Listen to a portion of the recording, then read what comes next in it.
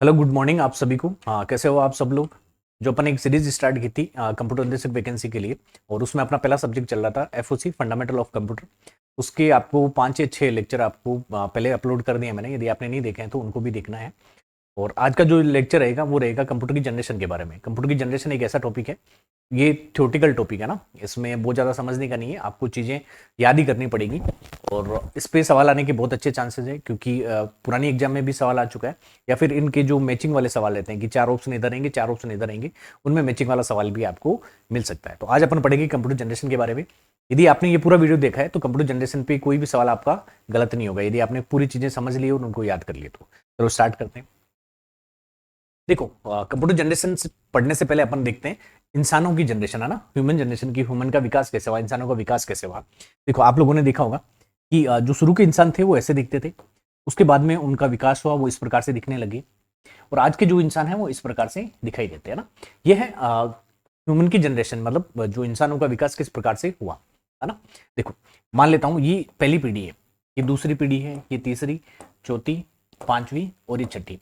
अब मेरे को ये बताओ कि इन में से सबसे जो नई पीढ़ी कौन सी है, सबसे नई पीढ़ी कौन सी है, ये वाली पीढ़ी। और सबसे पुरानी पीढ़ी कौन सी है, ये वाली पीढ़ी। जब आप एक पीढ़ी से दूसरी पीढ़ी में जाते हो तो बहुत सारा विकास होता है, तभी तो पीढ़ी चेंज होती है।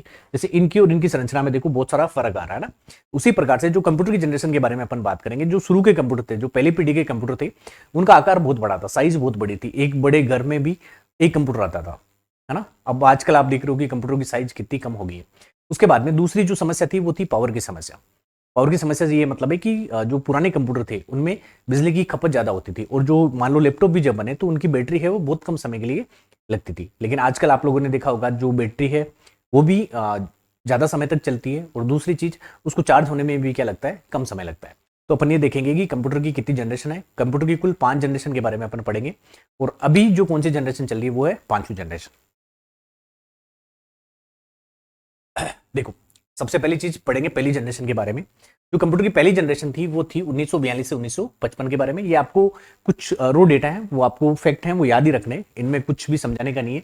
परीक्षा में सवाल आ सकता है 1942 से 55 में, मतलब 4 ऑप्शन भी दे सकते हैं। आजकल जो एग्जाम का पैटर्न चेंज हो रहा है, आपको ऐसे सवाल भी मिल सकता है कि उसमें 3 ऑप्शन रहेंगे, आपको पूछेंगे इनमें से कौन से 2 सही हैं, या फिर एक गलत है, या फिर एक गलत है 2 सही, किसी भी प्रकार से आपको सवाल पूछ सकते हैं। पहली चीज, जो पहली जनरेशन थी वो थी 1942 से 1955 के बीच। अगली इंपॉर्टेंट चीज, पहली जनरेशन में वैक्यूम ट्यूब का उपयोग किया गया था। किसका, कंप्यूटर बनाने के लिए किसका किया गया था, वैक्यूम ट्यूब का। और जो वैक्यूम ट्यूब था उनका आकार भी क्या था, बहुत बड़ा था। इसी के कारण उनसे वैक्यूम ट्यूब से बनने वाले जितने भी कंप्यूटर थे उनका आकार भी क्या था, बड़ा था। आकार में क्या थे, ये बड़े। अगली चीज, इनकी जो गति थी, स्पीड थी, वो किसमें थी, मिली सेकेंड में थी। अब देखो, मिली सेकेंड 10⁻³ 10⁻³ को अपन 1/1000 भी लिख सकते हैं ना। और इसे क्या बोला जाता है, इसे बोला जाता है मिली बोला जाता है। क्या बोला जाता है, मिली बोला जाता है। अब देखो, 10⁻³ को क्या बोलते हैं अपन, मिली बोलते हैं। इससे छोटी इकाई है 10⁻⁻6, जिसे बोलते हैं अपन माइक्रो। उससे छोटी है 10⁻⁹, जिसे अपन बोलते हैं नैनो। और उससे छोटी है 10⁻12, जिसे अपन क्या बोलते हैं, पिको। ठीक है। तो इनकी जो स्पीड थी वो 10⁻³ में थी, या फिर मिली सेकंड में थी। इसमें इनपुट और आउटपुट के लिए अपन किसका उपयोग करते थे, पंच कार्ड का उपयोग करते थे। किसका, पंच कार्ड का। पंच कार्ड की एक मैंने फोटो लगा रखी है, तो आपको ये भी याद रखना है, इनपुट और आउटपुट के लिए किसका उपयोग करते थे, पंच कार्ड का। और जो आंतरिक मेमोरी, इंटरनल मेमोरी थी, उसमें अपन चुंबकीय ड्रम का उपयोग करते थे। और इसमें मशीनी भाषा और असेंबली भाषा का उपयोग होता था। देखो, भाषा के बारे में अपन ने नहीं पढ़ा है, लेकिन मैं बता देता हूं। अपन 3 तरह की भाषा पढ़ेंगे ना। पहली है जो मशीनी भाषा है, मशीनी भाषा। मशीनी भाषा को निम्न स्तरीय भाषा भी बोलते हैं, निम्न स्तरीय भाषा। उसके बाद में है असेंबली, असेंबली लैंग्वेज। और उसके बाद में हाई लेवल लैंग्वेज या उच्च स्तरीय भाषा, हाई लेवल लैंग्वेज या फिर उच्च स्तरीय भाषा। अब देखो, ये कंप्यूटर है। कंप्यूटर कौन सी भाषा समझता है, मशीनी या निम्न स्तरीय भाषा। और अपन ये इंसान है, अपन कौन से समझते हैं, इंग्लिश समझते हैं, हिंदी समझते हैं, या फिर हाई लेवल लैंग्वेज। अब देखो, जो पहली भाषा थी, मशीनी भाषा थी, इसका मतलब ये हुआ कि जो कंप्यूटर के समझने योग्य थी। जैसे अपन कोई भी, आप जो भी भाषा में आप कोड लिख रहे हो वो किस में थे, बाइनरी लैंग्वेज में थे। बाइनरी लैंग्वेज में थे, जिसे मशीनी भाषा या फिर निम्न स्तरीय भाषा भी बोलते हैं। इसका मतलब ये हुआ कि वो कंप्यूटर के समझने के लिए आसान थे, लेकिन अपने समझने के लिए क्या थे, मुश्किल थे। फिर हाँ, जो भी थे साइंटिस्ट, उन्होंने क्या किया, असेंबली लैंग्वेज बनाया। असेंबली लैंग्वेज बनाया मतलब छोटे छोटे कोड दिए ताकि अपने समझने के लिए भी आसान हो, और फिर उन कोड को बाइनरी लैंग्वेज में बदल सके। उससे क्या बोला, असेंबली लैंग्वेज। फिर जो हाई लेवल लैंग्वेज है, इसका मतलब है बिल्कुल इंग्लिश की तरह है ना, आपको ज्यादा मेहनत नहीं करनी पड़ती लैंग्वेज को लिखने में या फिर टाइप करने में। वो कंप्यूटर के लिए ज्यादा समस्या है, तो उसके लिए अपन ने क्या किया, अलग अलग इंस्ट्रूमेंट लगा दिए, फिर अलग अलग सॉफ्टवेयर लगा दिए जो क्या करते थे, हाई लेवल लैंग्वेज को चेंज करते थे। देखो इसमें ऑपरेटिंग सिस्टम कौन सा था, बेच ऑपरेटिंग सिस्टम। अपन ऑपरेटिंग सिस्टम पढ़ेंगे तब देखेंगे कि ऑपरेटिंग सिस्टम के कितने प्रकार हैं, कौन कौन से ऑपरेटिंग सिस्टम होते हैं। फिर इसके एग्जांपल आपको याद रखने हैं, एक है इनिएक, एक है एडवेक और एक है यूनिवेक और मार्क फर्स्ट। अब देखो पहली जनरेशन में पहला पॉइंट आपको ये याद रखना है कि पहली जनरेशन के कंप्यूटर थे 1942 से 55 के बीच थे। इनमें वैक्यूम ट्यूब का इस्तेमाल होता था, जो स्पीड थी वो मिली सेकेंड में थी। इनपुट और आउटपुट के लिए अपन पंच कार्ड का इस्तेमाल करते थे, और जो आंतरिक मेमोरी है उसके लिए अपन चुंबकीय ड्रम का इस्तेमाल करते थे। ये ज्यादा इंपॉर्टेंट नहीं है, मशीनी भाषा और असेंबली भाषा का उपयोग होता था। ये इंपॉर्टेंट है, इसके जितने भी एग्जाम्पल है वो इंपॉर्टेंट है, क्योंकि जो एनसीईआरटी या फिर राजस्थान की बुक्स है ना, कंप्यूटर साइंस की बुक्स, उनमें ये एज इट इज एग्जाम्पल लिखे हुए हैं। तो परीक्षा में सवाल आ सकता है कि इनमें से कौन सा फर्स्ट पीढ़ी का कंप्यूटर का एग्जाम्पल है या फिर नहीं है। आगे देखो, सबसे पहली चीज है इनिक। इनिक की आपको फुल फॉर्म याद रखनी है। इनिक की फुल फॉर्म क्या है, electronic numerical integrator and computer. देखो इसके बारे में एक चीज और, इनिक के बारे में, ये पहला इलेक्ट्रॉनिक डिजिटल कंप्यूटर था। पहला इलेक्ट्रॉनिक डिजिटल कंप्यूटर था, ठीक है। उसके बाद में देखो ये है इडवेक। इडवेक की फुल फॉर्म है electronic discrete variable automatic computer, है ना। ये है वोन न्यूमैन ने बनाया था, वोन न्यूमैन। और अपन पढ़ेंगे वोन न्यूमैन का आर्किटेक्चर भी पढ़ेंगे कि जितने भी आज के भी जो कंप्यूटर हैं उनमें वोन न्यूमैन का आर्किटेक्चर यूज होता है ना। उसके बाद में एक इंपॉर्टेंट चीज इसमें थी, इसमें स्टोर्ड प्रोग्राम का कॉन्सेप्ट आया था। स्टोर्ड प्रोग्राम का कॉन्सेप्ट है वो किसमें, इसमें आया था। आपको परीक्षा में सवाल पूछ सकते हैं कि निम्न में से कौन से कंप्यूटर में स्टोर्ड प्रोग्राम का कॉन्सेप्ट पहली बार आया था। तो उसका एक उदाहरण क्या है, सही आंसर क्या है, एडवेक। चलो उसके बाद में है यूनिवेक। यूनिवेक की फुल फॉर्म है यूनिवर्सल ऑटोमेटिक कंप्यूटर। ये पहला व्यापारिक कंप्यूटर था, ये पहला व्यापारिक कंप्यूटर था। चलो ये इसकी पहली पीढ़ी के बारे में जो कंप्यूटर है उनके बारे में एक एक दो दो पॉइंट हैं जो आपको याद रखने हैं। ये देखो पंच कार्ड बना रखा है, पंचिंग मशीन नहीं देखी क्या, उसी प्रकार से ये क्या होता है, पंच कार्ड होता था। और पंच कार्ड का अपन उपयोग करते थे इनपुट और आउटपुट देने के लिए। अपन को इनपुट चाहिए तो अपन पंच कार्ड का उपयोग करते थे, और आउटपुट भी मिलता था, वो किसमें मिलता था, पंच कार्ड की हेल्प से अपन को आउटपुट मिलता था। आजकल तो इस्तेमाल होता ही नहीं है, पहली पीढ़ी में यूज होता था। उसके बाद में देखो दूसरी पीढ़ी की बात करेंगे, सेकंड जनरेशन। पहला पॉइंट, सेकंड जनरेशन के जो कंप्यूटर थे 1955 से 1964 के बीच बने थे। इन कंप्यूटरों में ट्रांजिस्टर का उपयोग होता था। किसका उपयोग होता था, ट्रांजिस्टर का उपयोग होता था। अब देखो ट्रांजिस्टर की जो खोज की थी या फिर जो ट्रांजिस्टर बनाया था वो था विलियम सोकले। विलियम सोकले। देखो सबसे पहले देखो ट्रांजिस्टर के बारे में, ये है ट्रांजिस्टर। और जो ट्रांजिस्टर बना होता है वो सेमीकंडक्टर से बना होता है, अर्धचालक से बना होता है। किससे बना होता है, अर्धचालक से बना होता है। अर्धचालक क्या होता है, अब देखो एक होता है चालक। चालक का मतलब ये होता है जिसमें विद्युत धारा बहती है। जैसे आप कोई भी जो है मेटल ले लो, चाहे वो आयरन ले लो, है ना, चाहे तांबा ले लो, सब में धारा का प्रवाह होता है। एक होते हैं अर्धचालक, सॉरी एक होते हैं कुचालक। कुचालक का मतलब हुआ जिनमें धारा नहीं बहती है। और जो अर्धचालक होते हैं इन दोनों के बीच होते हैं। इसका मतलब ये हुआ कि ये तापमान पर निर्भर करते हैं। यदि तापमान मान लो 300 केल्विन से ज्यादा है तो किसकी तरह काम करेंगे, चालक की तरह बिहेव करेंगे। और इस एक निश्चित तापमान से नीचे वो किसकी तरह बिहेव करते हैं, कुचालक की तरह बिहेव करते हैं। और इन अर्धचालक में अपन दो मेटेरियल की बात करेंगे, एक है सिलिकॉन और एक है जर्मेनियम। इसका मतलब जितने भी ट्रांजिस्टर बने हैं वो मोस्ट ऑफ द ट्रांजिस्टर किसके बने, या तो सिलिकॉन के मिलेंगे या फिर किसके मिलेंगे, जर्मेनियम। और लेकिन जो सबसे इंपॉर्टेंट है वो है सिलिकॉन। सबसे ज्यादा अपन किसका उपयोग करते हैं, सिलिकॉन का उपयोग करते हैं। अब देखो ये ट्रांजिस्टर एक ऐसी संरचना होती है, उसमें तीन पार्ट होते हैं ना, मतलब तीन पिंस होती है, सी बी और ई, मतलब कलेक्टर, बेस और इमिटर।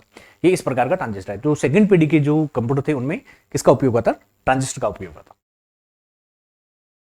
देखो इसमें ट्रांजिस्टर तकनीक पर आधारित क्या थी, प्राथमिक मेमोरी थी। और द्वितीयक मेमोरी के लिए अपन किसका उपयोग करते थे, चुंबकीय टेप और डिस्कों का उपयोग करते थे। अब देखो इसकी स्पीड बढ़ गई, अब इसकी स्पीड हो गई 10⁻⁶, या इसको फिर मैं बोल सकता हूं माइक्रो सेकेंड, माइक्रो सेकेंड। उसके बाद में देखो इसमें असेंबली लैंग्वेज का उपयोग हुआ, और जो हाई लेवल लैंग्वेज थी वो कोबाल इसी के समय डेवलप हुई थी। परीक्षा में सवाल पूछ सकते हैं कि कोबोल की फुल फॉर्म क्या है। कोबोल की फुल फॉर्म क्या है? Common business oriented language. और इसके एग्जाम्पल है IBM 70 की जो सीरीज थी, IBM 1600 और CDC 3600। ये है आपके पास सेकंड जनरेशन के बारे में कि जो सेकंड जनरेशन के कंप्यूटर थे उनका टाइम पीरियड क्या था, और दूसरी चीज उनमें किन का उपयोग होता था, ट्रांजिस्टरों का उपयोग होता था, और उनकी स्पीड है वो क्या थी, और कौन सी लैंग्वेज में यूज होती थी। ये ट्रांजिस्टर के बारे में बता दिया। अब देखो, अब है तीसरी जनरेशन। जो तीसरी जनरेशन के कंप्यूटर थे वो बने थे 1964 से लेके 1975 तक, और इसमें आईसी का उपयोग होता था। आईसी की फुल फॉर्म है इंटीग्रेटेड सर्किट। Integrated circuit. अब देखो एक आईसी मैंने बना रखी है, ये देखो ये है क्या है, आईसी। आईसी का मतलब देखो यहाँ पे जो पदार्थ लिया गया है वो सेमीकंडक्टर है। सेमीकंडक्टर का मतलब या तो जर्मेनियम है या फिर सिलिकॉन है ना। ये कौन सा है? सेमीकंडक्टर है। और इस एक ही मतलब आप ऐसे समझो कि ये रिमोट समझो ना, ये रिमोट मान लो आप सिलिकॉन का ले लिया मैंने, और इसमें मैंने हजारों की संख्या फिर या फिर सैकड़ों की संख्या में ट्रांजिस्टर बना दिए। मतलब यहाँ पे जैसे ये ट्रांजिस्टर बन रहे हैं ना, इनके तीन जो पिंस रहती है वो तीन पिंस बना दी। इसका मतलब ये हुआ कि अपन ने एक ही वेफर पे बहुत सारे ट्रांजिस्टर बना दिए, तो उसे क्या बोलने लगे अपन? उसे अपन क्या बोलने लगे? आईसी बोलने लगे। आईसी की फुल फॉर्म क्या है? Integrated circuit. इसका मतलब ये हुआ कि जो पहले एक ट्रांजिस्टर था वो मान लो छोटी सी जगह ले रहा है, और 50 ट्रांजिस्टर इतनी जगह ले रहे हैं। इसका मतलब ये हुआ कि इस वेफर पे मैंने हजारों की संख्या में ट्रांजिस्टर बना दी, तो उससे सबसे बड़ी चीज क्या हुई? जो कंप्यूटर का आकार था वो क्या हो गया? कम हो गया। उसकी साइज क्या होगी? कम हो गई। ये इंपॉर्टेंट चीज है कि देखो पहली पीढ़ी में वैक्यूम ट्यूब का उपयोग करते थे, दूसरी पीढ़ी में अपन ने ट्रांजिस्टर का उपयोग किया, और जो तीसरी पीढ़ी थी उसमें आईसी का यूज किया। इसका दूसरा नाम क्या है? इसे एसएसआई भी बोलते हैं, स्मॉल स्केल इंटीग्रेशन, या फिर एलएसआई भी बोलते हैं, large scale integration. Large scale integration. उसके बाद में देखो इसमें हाई लेवल लैंग्वेज का उपयोग किया गया था। इसकी जो स्पीड थी वो किस में थी? नैनो सेकंड में थी। नैनो सेकंड का मतलब है 10⁻⁹। इसमें रियल टाइम ऑपरेटिंग सिस्टम और टाइम शेयरिंग ऑपरेटिंग सिस्टम का यूज किया गया। इसके उदाहरण है, ये IBM लिखा है ना, IBM 360 की सीरीज, LCL 1900 की सीरीज, और वेक्स 750 की सीरीज। इसके जितने भी एग्जाम्पल है आप लोगों को याद करने हैं ना, क्योंकि परीक्षा में ये सवाल आ सकता है। कोई भी आपको मतलब दे देंगे, 2 एग्जाम्पल दे देंगे या फिर 3 दे देंगे, पूछेंगे इनमें से कौन सा सेकंड पीढ़ी का नहीं है, या फिर सेकंड पीढ़ी का है, या फिर तीसरी पीढ़ी का, किसी का भी आपको पूछ सकते हैं। ये 5-6 पॉइंट है, आपको इसमें याद रखना है। ये देखो आईसी के बारे में बता दिया। उसके बाद में फोर्थ जनरेशन। फोर्थ जनरेशन थी वो 1975 से 1990 तक थी। इसमें VLSI का उपयोग किया गया। VLSI की फुल फॉर्म है very large scale integration. Very large scale integration. इसका मतलब ये हुआ कि एक छोटी सी चिप, मतलब इस रिमोट के आधे वाले पार्ट पे लाखों की संख्या में अपन ने क्या यूज कर लिया? ट्रांजिस्टर का यूज कर लिया, तो उसे क्या बोलते हैं? VLSI बोलते हैं। और जो इसकी स्पीड थी वो थी पिको सेकंड में। पिको सेकंड का मतलब है 10⁻⁻12। और इसमें माइक्रो प्रोसेसर का उपयोग है। ये इंपॉर्टेंट चीज है कि सबसे पहले कौन सी पीढ़ी के कंप्यूटर में माइक्रो प्रोसेसर का उपयोग हुआ? यह है चौथी पीढ़ी के कंप्यूटर में। और जो पहली माइक्रो चिप बनी थी वो बनी थी इंटेल 404। कौन सी चिप बनी थी? इंटेल 404। और इसी जनरेशन में सी लैंग्वेज, C++ लैंग्वेज, एसक्यूएल की फुल फॉर्म है स्ट्रक्चर्ड क्वेरी लैंग्वेज का उपयोग किया गया। ये आपको 5-6 पॉइंट है वो आपको क्या करना है? याद रखना है। उसके बाद में देखो फिफ्थ जनरेशन है वो 1990 से लेके आज तक है ना, आगे भी है मतलब है ना। और इसमें यूएलएसआई की फुल फॉर्म है ultra large scale. Ultra large scale integration. और दूसरा है एआई का मतलब है आर्टिफिशियल इंटेलिजेंस आधारित थे, और स्पीड थी वो बहुत अधिक थी। अब देखो यदि मैं शॉर्ट में समझाना चाहूँ कि अपन ने क्या क्या पढ़ा कंप्यूटर जनरेशन के बारे में। पहली चीज आपको टाइम पीरियड याद रखना है कि कौन कौन से टाइम पीरियड में कौन सी जनरेशन आई थी। दूसरी चीज कौन सी जनरेशन में किसका उपयोग है। जैसे पहली पीढ़ी में यदि मैं बात करूँ, पहली जनरेशन में अपन ने किसका उपयोग किया था? वैक्यूम ट्यूब का उपयोग किया था। यदि मैं बात करूं दूसरी जनरेशन में अपन ने ट्रांजिस्टर का उपयोग किया था। तीसरी जनरेशन में अपन ने आईसी का उपयोग किया था। फोर्थ जनरेशन में अपन ने VLSI का उपयोग किया था, और इसी के अंदर प्रोसेसर बने थे। और पांचवी पीढ़ी थी ULSI और AI आधारित। आगे की इंपॉर्टेंट चीज आपको एग्जाम्पल याद रखने, पहली पीढ़ी, दूसरी पीढ़ी और तीसरी पीढ़ी के जितने भी एग्जाम्पल्स हैं वो सारे के सारे आपको याद रखने हैं। तो आज की क्लास में इतना ही। ये था कंप्यूटर जनरेशन के बारे में। आगे की क्लास में अपन अगला नया टॉपिक पढ़ेंगे। धन्यवाद।